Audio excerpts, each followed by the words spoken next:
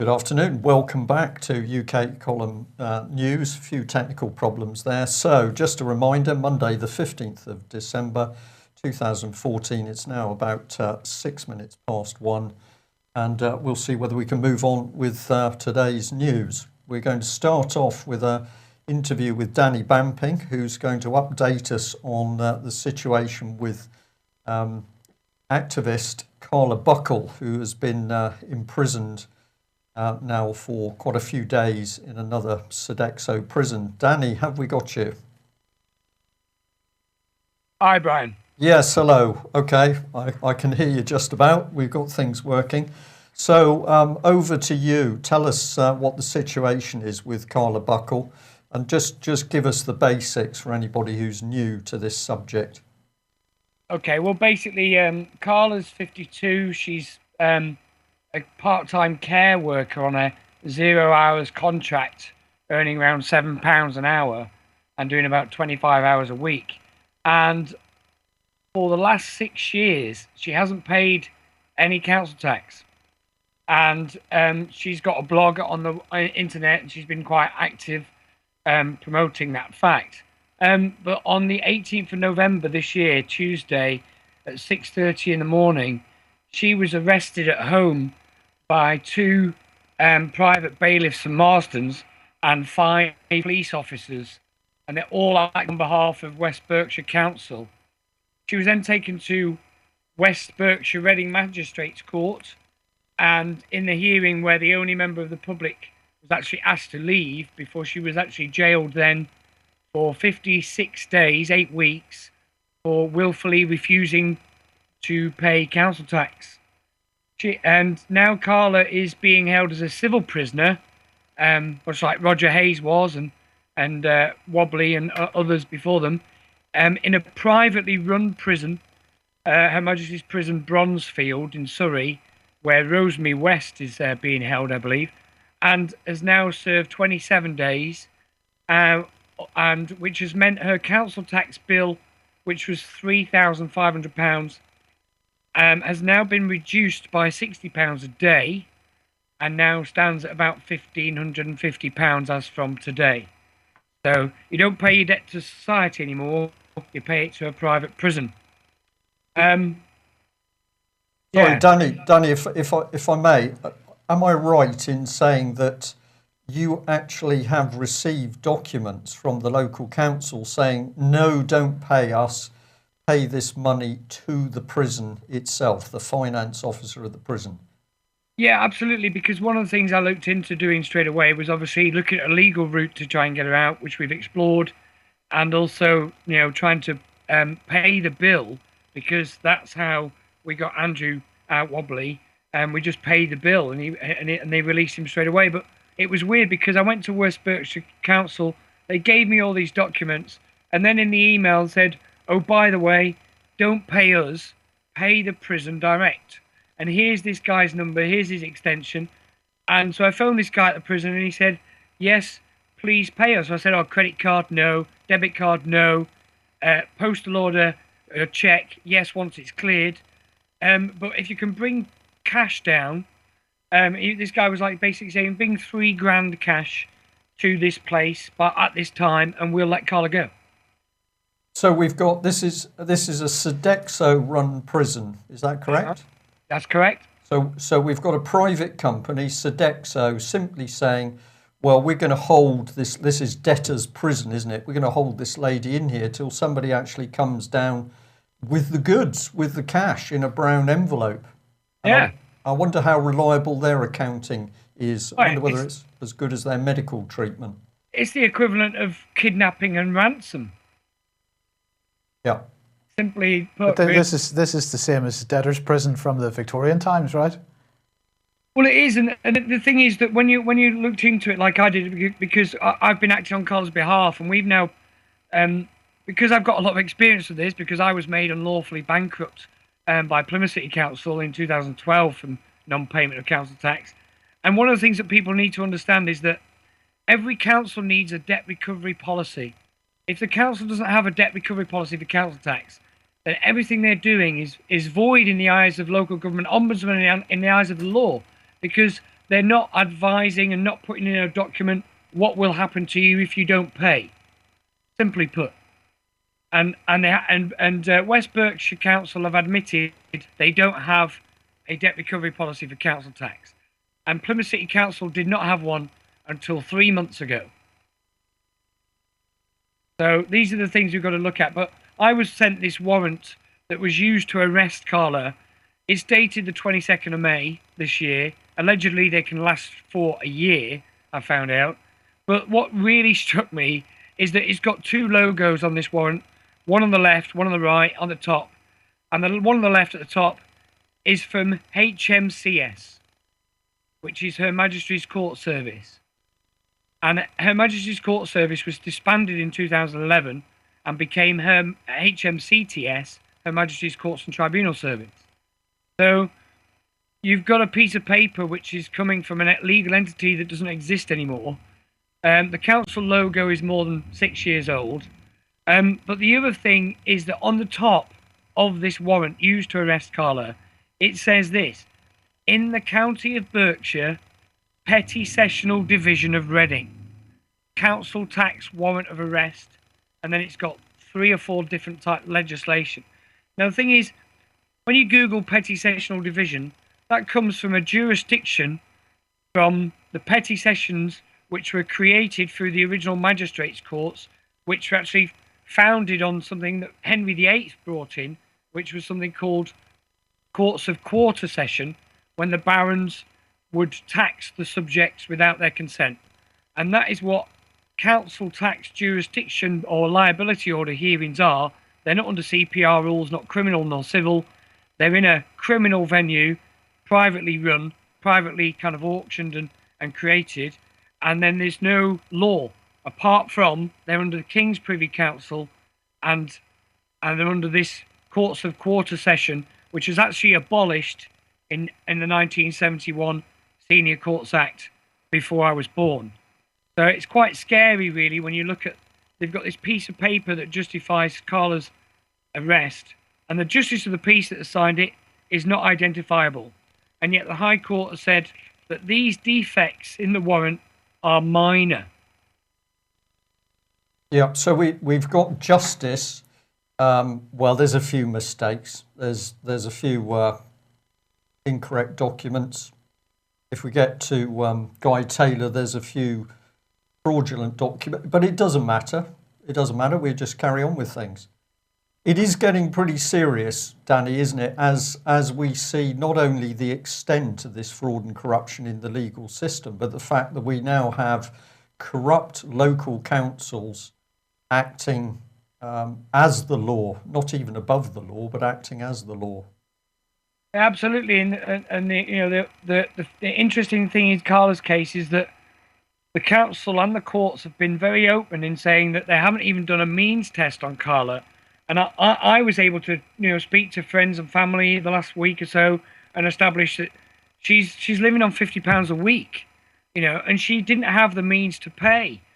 Yet, but obviously one of the things is that we did this judicial review urgent application for judicial review urgent consideration with injunctive relief for an immediate bail, and it was considered last week, and we got notice at 4:30 on Friday afternoon that it had been refused.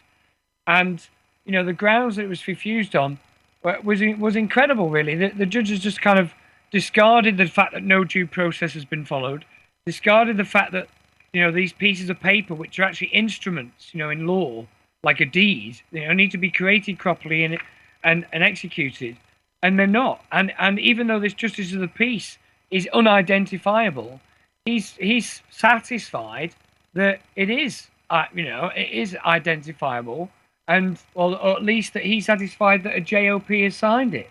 Well, it's like, under the law, you've got these people who have to be identifiable. It's like, they're completely disregarding things, really. It's unreal. And Danny, just give us a reminder of what your findings were in relation to Plymouth City Council hiring out courts in order to take council tax cases. Well, I've done a Freedom of Information request on whatdotheyknow.com in the summer, and they've still refused to answer any of the questions in it.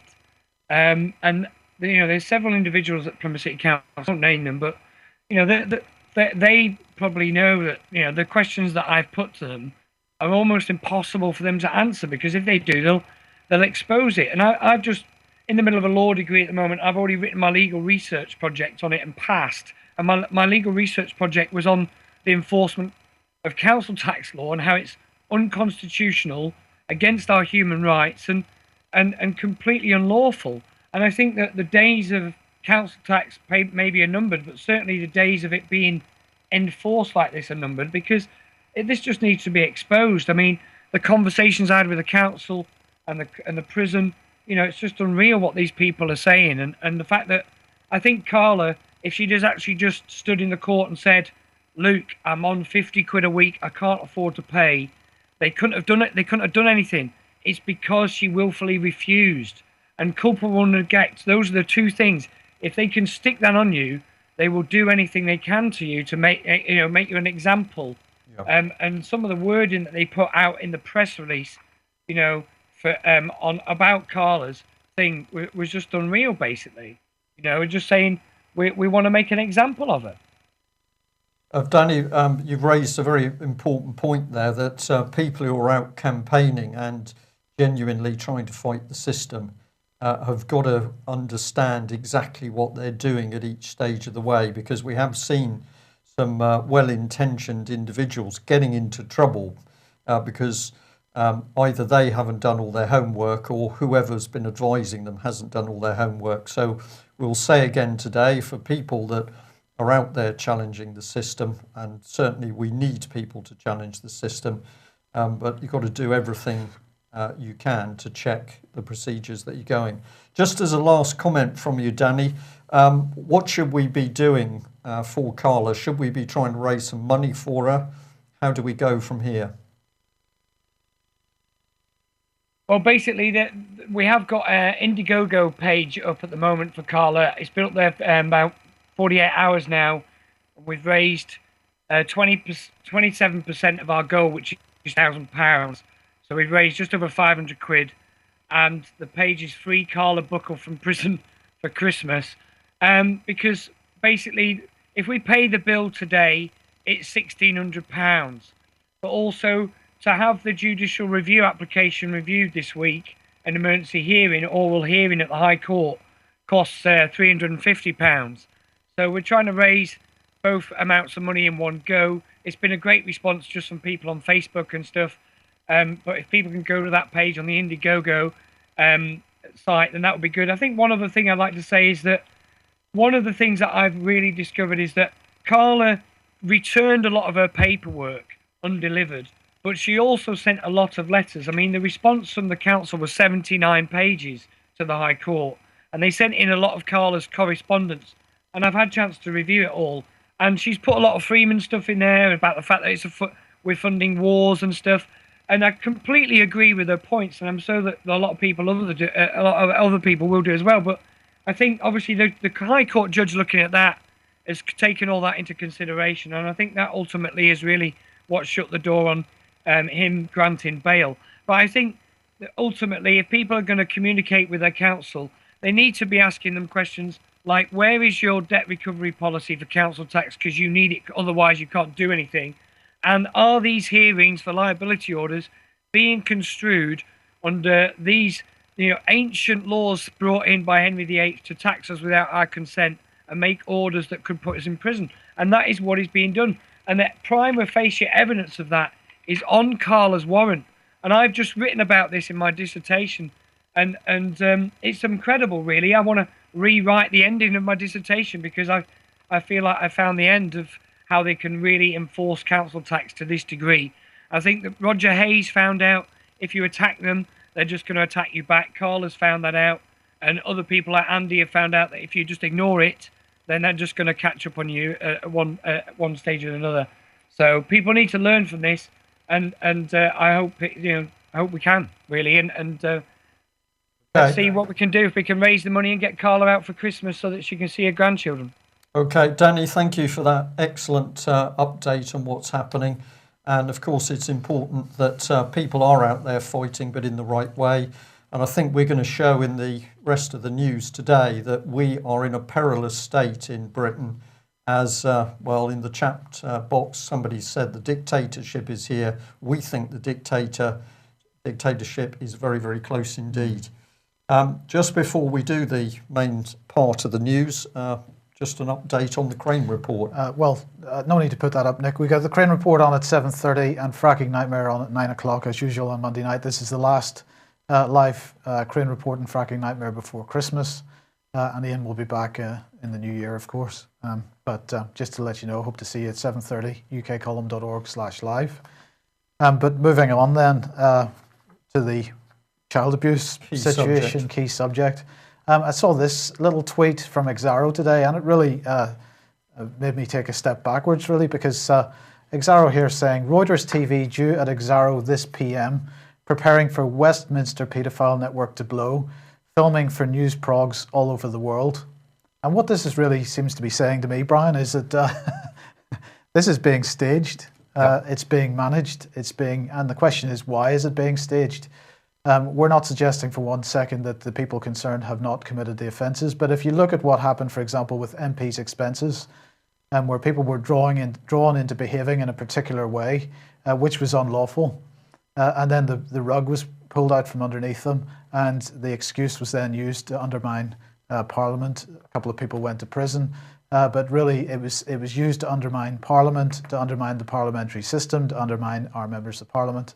They deserved it in that case, and in fact they will deserve it in this case if there's any proof of wrongdoing on in terms of cover-up, which I believe there is plenty of. People do deserve to go to prison, but I think we've got to be really careful that this doesn't turn into some kind of blanket, throw the baby out with the bathwater, let's get rid of Parliament and bring in something even worse. Because there's definitely a move to collapse the British Parliament as we know it. There's no question of that. So you know, we're not suggesting by any means that if people have done wrong that they shouldn't be held to account for it. What we're saying is we got to be careful about if that's the problem that's been created and there's the inevitable public reaction, we've got to find out what the solution is. It's going to be proposed by the powers that be. Now, if we bring this one up, please, Nick. This is the Daily Mail, because obviously, in light of what I've just said, this piece of information has come out. And new blow for May sex abuse probe as Diana Inquest QC agrees to lead rival investigation because of government's serious shortcomings. Well, actually, this has been on the go for quite a while now, and it's finally hit the mainstream press. Now, the question is, has it hit the mainstream press because of the announcement of this? I don't know. But just to remind you that we also intend to do something along these lines. But one of the things that the Mail article said was that the tribunal is necessary because the government initiative has serious shortcomings, and that applies to what we're doing as well. But they're arguing that what they're doing is complementary to what the government is doing and not in competition with it. And this is the website for Michael Mansfield's tribunal, and they make a big deal of their historical connections to the Russell Tribunal and Bertrand Russell. They say that the Russell Tribunal was organised by Bertrand Russell, the British philosopher, Nobel Prize winner, mathematician, and pacifist. Well, this isn't really, just as an aside, this isn't really a connection I would be promoting, since Russell did belong to the One World Government set that included H.G. Wells and the Huxleys, and in fact in 1946 he wrote, "It's entirely clear that there is only one way in which great wars can be permanently prevented, and that is the establishment of an international government with a monopoly of serious armed force. An international government, if it's to be able to preserve peace, must have the only atomic bombs, the only plant for producing them, the only air force, the only battleships, and generally whatever is necessary to make it irresistible." So I wouldn't call that kind of person a pacifist as such, and I wouldn't be suggesting that my tribunal was directly associated with him, although he is dead now. There is an article on Russell on the UK Column website. If you want to search for Bertrand Russell on the UK Column website, have a look at some of the other things that Russell has written and said in the past. Not a very nice man. But anyway, getting back to the child abuse issue, another article which has appeared today, which Many police whistleblowers have been talking about for a long time, and this really just hasn't had the coverage. But perhaps in the light of the Exaro tweet, we begin to understand why this is being released now. And so they're saying that the police vent fury over cancelled inquiries into VIP child abuse. Officers claim covert investigations were shut down as they closed in on establishment figures. And of course, we've been talking about this for quite a long time. Brian, a number of our contacts experiencing exactly this type of situation. Well, just threatened. Yes. Couldn't be easier. In relation to 3 Golders Green youngsters who were on videotape talking about horrific abuse going on around them. Officers who handled that material were threatened. So we know this stuff is real. And of course, what does it say? Well, it says that basically corruption at the highest levels of the police, it's always the higher levels that are trying to close these down. Involvement by the police. Indeed. Well, if I just take it a step further, this was a news headline. We've only just got this headline, but we'll include it here. 3 police officers arrested during investigation into sex offences. Now, this is on the Isle of Wight. There's no names of the officers, but apparently somebody has come forward talking about some pretty vile sexual offences. There's no details given, but again, we're seeing that this filth is through the police, and of course this now makes it easier to explain why the police want to shut down anybody blowing the whistle on child abuse. Well, we couldn't get a better example of that than to return to this. Child abuse whistleblower Ben Fellows was arrested at Birmingham Airport last night. Well, it was just into the early hours of this morning. And of course, Ben Fellows had been speaking out publicly, including national press, talking about celebrities involved in child abuse, parties where children were provided along with drink and coke and other drugs. And of course, Ben Fellows was also pointing the finger at the political establishment. Now, this was the text message that originally started everything. He sent it at 14 minutes to 1 this morning. He said, "Hi, I've been arrested at the airport, going to Solihull police station and then down to London with the Met. Please call everyone." Well, we followed that up this morning by calling West Midlands Police. Initially, their media team played very coy. They didn't know anything about it. We said, well, we know this man's been arrested because we've got a text from him. Well, we can't name him. So we suggested that might be secret police in action. And they said, no, it's not. There's nothing secret going on. It's just policy. They then tried to tell us that it wasn't West Midlands Police. It was actually the Met Police. But we were called back about an hour ago by West Midlands Police, and they have admitted that Ben Fellows was arrested. Well, a 40-something-year-old man was arrested on the charge of perverting the course of justice. So as far as we know, Ben Fellows has been taken down to London and is in custody with the Met Police. But a telephone call to the Met Police's media team was met with great difficulty. They've got to search their records to see whether anybody has been held in custody. So why is Ben Fellows so frightening for the establishment? Well, the Express article, which you can see yourselves, sums it up quite nicely. Ben spoke out about what he knew as a young child actor. From about the age of 13, he was beginning to be pulled around parties with other young people, and he saw it for himself, what was going on: drink, drugs, sex, and sex with children. But of course, it's the fact that Ben started to talk about members of the establishment and members of the political establishment, which then resulted in him being arrested the first time. His family, frightened by basically anti-terrorist police knocking down his door, and Ben eventually ran out of the country in order to try and gain safety. So it would appear that the tracking system is so effective. The moment he was booked on the flight, the Met Police were alerted and they were ready to pick him up. Well, have a look at that story against this as the background. So here we've got the head of the Met Police, good old Mr.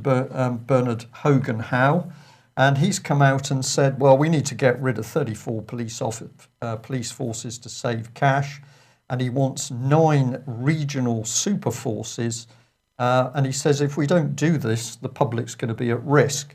So quite extraordinary that he wants to shoehorn British police into, well, the very same European Union police districts. But have a look at this bit. This is what he said. The public will be put at risk unless police forces merge to save costs. He said he called for the traditional landscape of policing to be ripped up, replacing 43 forces across England and Wales with 9 regional super forces. And he's warned that, again, that the police budgets, it will endanger the public unless radical action. So the excuse there's no money is used as an excuse to bring in one large police force. So again, Scotland was the pilot for this? Well, absolutely. And I thought we'd bring Scotland up on screen and remind ourselves, because, of course, a little while ago, we were reporting that 2 individuals, Sir Stephen House and Kenny McCaskill, had taken the 8 police districts of Scotland and transformed them. So let's press the transformation button. 8 police forces suddenly become one giant police force, Police Scotland, under the control, literally, of 3 individuals. Salmon, Kenny McCaskill, well, he's now been replaced, but 1 police officer. And what can we say? Well, the characteristics of a dictatorship, power concentrated in the hands of a few who are unaccountable. And let's think, who polices the police? It's pretty obvious what's going on here. So let's have a look in that in an English sense. This is what Hogan-Howe wants, the 43 police authorities to be condensed into the EU regions. So we've got exactly the same scam. It's just the faces have changed. Hogan-Howe, Theresa May, and of course David Cameron. And it's a dictatorship in the making. But let's remember this man in the sidelines, because it's the likes of people like Kenneth Clarke who were saying that we need secret courts. And of course he says all right-thinking citizens should support secret courts. Is that right as in the far right? Well, goodness knows what goes on in that man's brain, but these are dangerous, dangerous individuals. And we're going to be focusing on Cameron and Theresa May in a minute on the subject of torture. So this isn't some foreign dictatorship. This is David Cameron, the Lib Dem con in 2014. Emergency services. I know you've also got a bit on this, but it should come together. We're just pointing out that there's a plan to integrate emergency services, and these 2 articles here, both of these reporting on this, and we just like to say, well, of course, this is the drip, drip, drip of the anaesthetic as we move into a police state. Right, so they're integrating these emergency services, and then, of course, what's the next thing they're doing? We're moving them outside the public sector. If you put that one up, please, Nick. So hospitals and fire services to be run outside the public. Is that not privatisation? Well, it's new speak for privatisation. You can't actually talk about privatisation. It's probably not surprising then that it's Francis Fraud that is the man behind this. He's been talking about this for quite a long time. It's now in the mainstream. But what they're talking about here is in fact, not directly privatising this stuff, but an interim step, which is to mutualise. And what this article says is here that hospitals and fire services will be run outside the public sector as the Conservatives dramatically shrink the state and cut costs. Francis Fraud, Cabinet Office Minister, told the Telegraph that services could be handed over to mutual companies owned by employers and non-state bodies. Well, I actually think that that's a misprint. These mutual companies will be owned by employees. And of course, this is the key point here. What they're doing as an interim step towards privatisation is, first of all, they're putting it in the hands of the employees themselves, who become shareholders of these mutual organisations, and they then take responsibility for turning those profit centres, making them profitable enough to be sold off to the likes, I suppose, of Serco and G4S and so on, and perhaps Sodexo in the future. But that's what he's up to, mutualisation, and I believe as an interim step to privatisation. Centralisation of the police forces and mutualisation. No doubt the police will be mutualised at some point as well. Well, that's G4S and Serco, isn't it? And Sodexo for the prisons, of course. And a couple of people in the chat room now saying this is blatant. Well, we think it's unbelievably blatant. They are running for the finish line. It's obvious that the establishment getting very, very worried at the speed at which people are seeing through this. So let's carry on putting the picture together. And we're going to hop across to Spain. And thank you very much to the viewer who highlighted this to us, that in Spain at the moment there's some extraordinary things going on where the police are being protected. So it's going to be unlawful to video film the police, for example. And this is one of the Twitter pages where people are talking about what's going on in Spain. So we're going to encourage you to go and have a look at this. And the lower picture there is showing some of the opposition parties in Spain standing up with gags, reflecting on what's actually happening in Spain at the moment. So if you think it's bad in UK at the moment, let's have a look at where it's headed in Spain. So this is a list of some of the fines that they're not in yet, but this is what's being proposed. Photographing or recording of the police, 600 to 30,000 euro fine. Same fine for peaceful disobedience to authority. There's a nice expression. Peaceful disobedience to authority. Don't do as we say, but you're peaceful, 30,000 euro fine. Occupying the banks as a means of protest. Massive fraud and corruption through the banks. The bankers diving off high buildings. What are we up to? 13 of them at the moment, or 14, I think.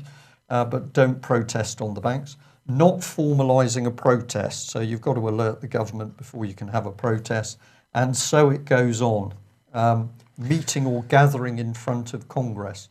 £600 fine. I mean, what this really demonstrates, isn't it, is how human rights legislation can, because it comes from the assumption that you have no rights except for those that are given in the legislation.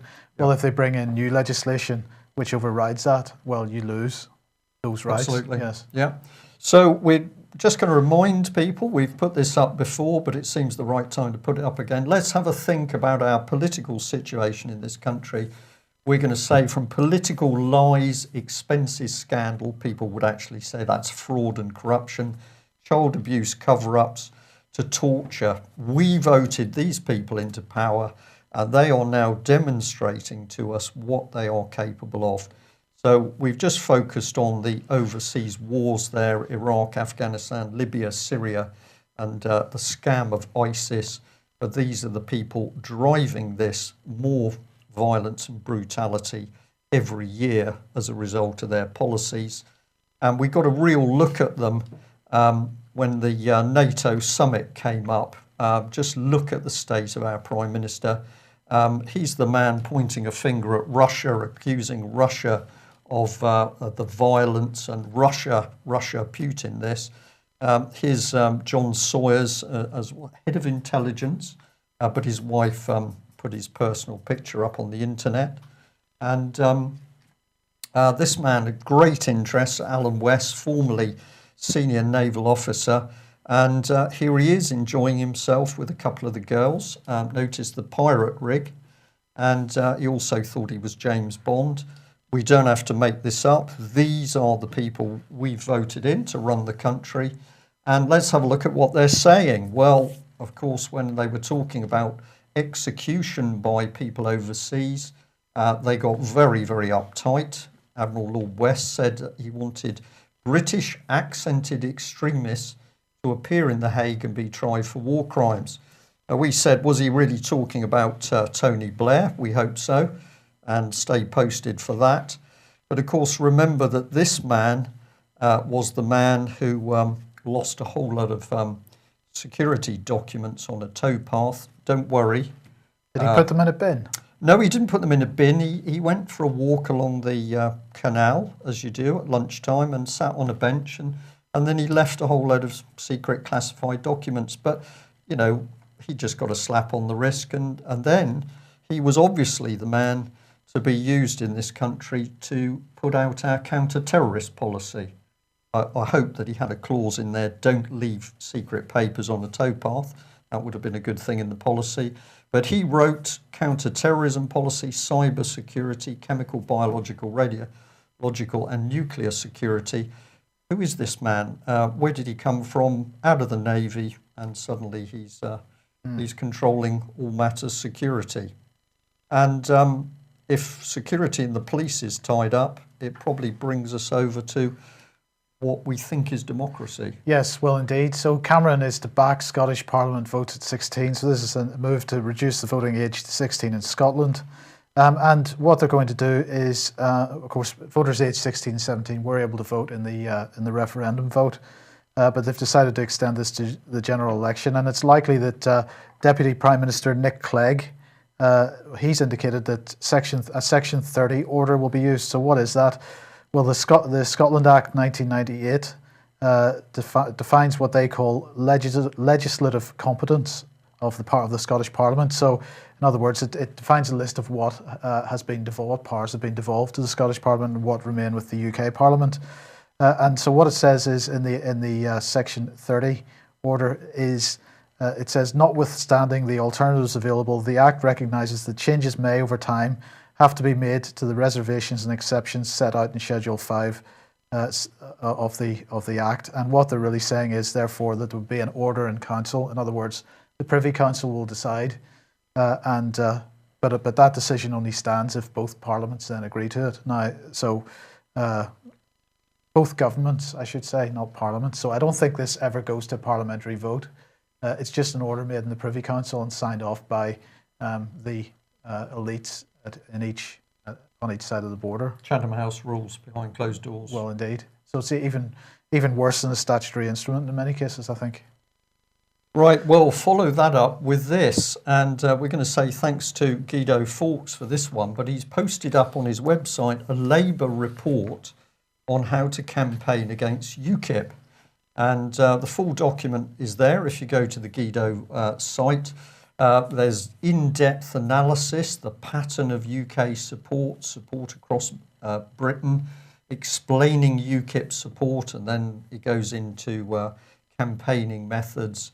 And interestingly enough, they've obviously done a lot of work to try and find out how people are going to vote. And we know that here in the southwest, people have received calls from overseas call centres, we think Indian-based, where the immediate question, once you answer the telephone, was, are you going to vote UKIP? So what this seems to be, in light of the fact that we've got the single police state now coming in, we can see Theresa May closing down any proper inquiry into child abuse. We've got the protections of the elite in Parliament, and now you've got a party, UKIP, that's starting to make a bit of progress, and Labour's obviously using vast amounts of money to work out how to counter that. Yes. Yes, we say quietly. So if Carla Buckle doesn't want to pay a council tax because of British politicians spending the money on terrorism and overseas wars, I think we should just have a little focus back on torture. And mainstream press finally beginning to focus on people instead of pathetic headlines saying West should be ashamed of what's been happening. But of course, we're now starting to look at the right people. So Tony Blair and David Miliband here, we now know from the information already available in the public that they were complicit in allowing this torture to go on in the States. It's also emerged that Theresa May and others made repeated trips to America in order to try and persuade the Americans not to implicate Britain in the Senate report on torture. So here she is. She has been happy to help close down child abuse inquiries in UK. Well, of course, she also wants to close down the torture aspect. And, well, who's the man with ultimate responsibility at the moment? David Cameron. What are we getting out of him? Nothing, because, of course, he would have been briefed and known it was going on. But I think our prize for the most sickening politician at the moment must go to Lib Dem Nick Clegg, who is using the torture as a means of gaining some additional publicity by saying we should have a judge-led inquiry. I don't think we need a judge-led inquiry. I think we need to start off with a grand jury and get the British public back in control. Of course, putting a judge in charge is one of the best ways to get the best cover-up you can. And we're going to say total hypocrisy from the UK and the US. A little graphic there saying that after World War II, the United States executed Japanese for the war crime of waterboarding. So the Japanese, of course, during the Second World War were using torture. America claimed the high ground, and yet we've got the US now doing exactly the same thing, but of course denying it with the other hand. Appalling stuff. Yes. Funded by. Funded by, yes. So Monday we mentioned the Bank of England. We're going to mention them again today because they are holding their inaugural stress tests. They're going to announce the results of those tomorrow, but they're holding them today. And there's effectively a lockdown then at the bank to make sure that nothing leaks out to the markets beforehand. So this initiative is being run by the Prudential Regulation Authority, which is the new Bank of England department, which is set up following the restructuring of the Financial Services Authority. And these stress tests are going to take place annually. They're going to examine the likely outcomes of a hypothetical crash each time it's run. And this year, the tests follow there was within the last couple of months easier, less difficult European stress tests in October, and those were passed by Royal Bank of Scotland, Lloyds, and Barclays and HSBC. But we'll have to wait and see what happens with those banks, with the Bank of England stress test, which they say is much harder. Now, here is what they're talking about. This is 4 of the columns out of the spreadsheet. And so what are they talking about? They're talking about a recession beginning in Q4 2014 and running right through until Q2 2016. So a deep recession. Talking about significant unemployment rising to the levels that it was roughly in the 1980s. They're talking about a rise in interest rates from 0.5% as they are at present to 4.2% in the next couple of years. And they're talking about a resulting collapse of 35% or so in house prices. So that is the scenario that they're playing out on these stress tests. And in fact, perhaps part of that has begun. I don't know, because Telegraph reporting today, house prices falling by £30,000 in London in the last 3-4 weeks. And this is a national problem. They're saying that in other parts of the country, house prices falling by 4 or 5%, but £30,000 off the average house in London.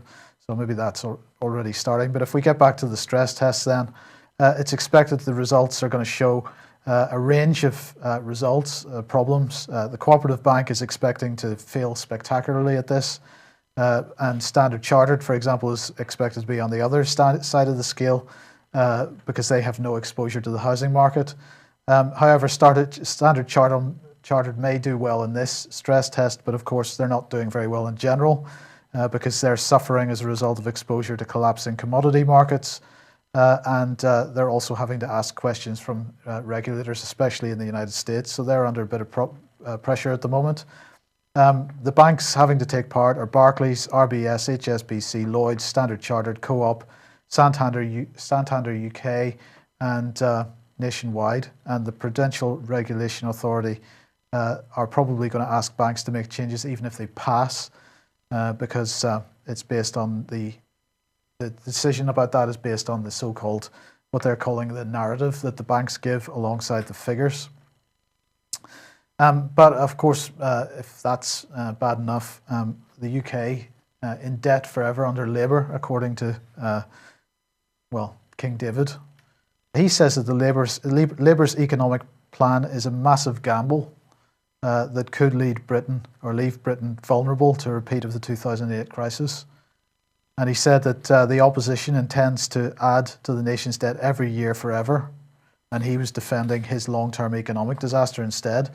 But despite Cameron and Osborne's deep spending cuts, they've also increased debt every year since they got in. Now, this graph is about a year out of date, I think, and it shows that the government debt rise really began as soon as Gordon Brown became Prime Minister, but it has absolutely continued since David Cameron became Prime Minister. So sheer rank hypocrisy to be criticising any other party for adding to the UK's debt.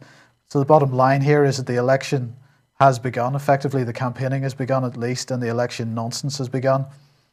Cameron is simply pointing out that no matter who makes up the next government, an increasing debt is a policy which is going to be implemented. It doesn't really matter who it is. It's going to be running more debt. But of course, if they should decide to implement a policy of national credit and national rebuilding as proposed by the Bradbury Pound campaign, perhaps things would be a bit different. Could be different. So it comes back to us. I just wondered, is a debt bombshell the same as a weather bomb? And I'm puzzled now as to why we can suddenly start talking about bombs and shells, because I thought if you did that, you got arrested because you're funding or encouraging terrorism. In fairness, that website's been around since before the legislation. For the weather bomb? Yes. Okay. Yes. All right. So you're not allowed to mention bombs unless, of course, the government is mentioning bombs in relation to the weather, which seems pretty sensible. I get a bit confused sometimes, I have to say, doing this job. You never know what's real and what's not. We'll end on the note, let's remember that the child abuse campaigners, the people who are trying to expose the paedophile rings across UK, of course, being run by the highest levels of the establishment government. If you speak out, you get arrested and imprisoned. So Robert Greene, I believe, was appearing in court this morning, and I understand that the judge walked out. Now, I didn't manage to get a full report before we went live, so we'll try and do that for tomorrow. But Robert Greene, of course, been virtually under house arrest for a year. He's due back into court in January next year. We've had abuse victim and whistleblower Melanie Shaw, 3 months in prison, Sodexo private prison, under horrific circumstances, for speaking out and telling the truth of her own abuse and that of many, many other children in Nottingham. And of course, the latest news from today is that Ben Fellows, another very brave person who's spoken out publicly about the abuse of children by the establishment and senior politicians, well, surprise, surprise, he's been picked up by the Met Police. And what's he accused of? Perverting the course of justice. So pretty obvious that panic in the establishment, and I think there's a few senior police officers beginning to get a little bit wobbly as more information comes to the surface. And I'll just say very nicely, I know there are many people at the moment who are trying to contact the UK column and give us information. There's a lot of information coming through on the subject of child abuse. We are doing our best to keep on top of that. But if you've been speaking to me over the last couple of weeks and I haven't come back to you, it's not because we've forgotten you. It's simply because sometimes we have trouble coping with everything that comes through. So that's it. Yes. Okay. Thanks very much for joining us. We'll be back same time tomorrow. Well, 1 o'clock, hopefully. See you then. Bye-bye.